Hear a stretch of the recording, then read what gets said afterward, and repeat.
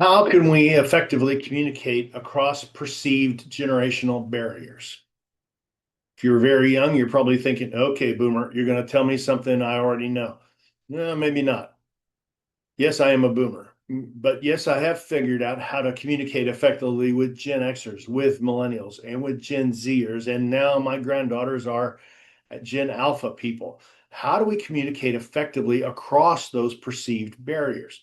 I'd say there are a few things that are must haves. One of those is authenticity. If they perceive that you are BSing your way through this conversation, they won't buy at all. They're not in.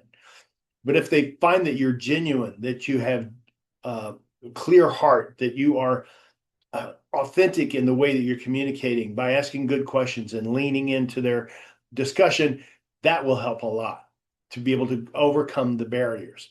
Secondly, most everyone under the age of 50 now thinks postmodernly.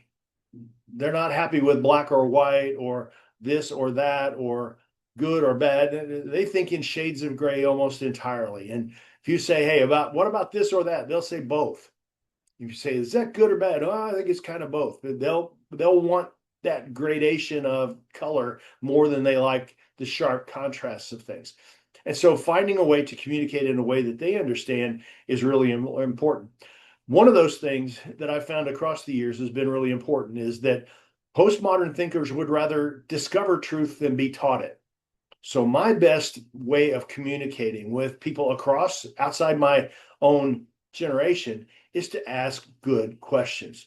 Ask penetrating questions, things that get to the heart, that help them probe a little bit down into what they really believe and what they think.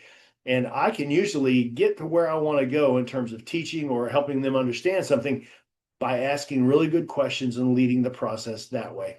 It engages their minds better and they are engaged by the heart much better if I ask skillful questions more than just making direct statements.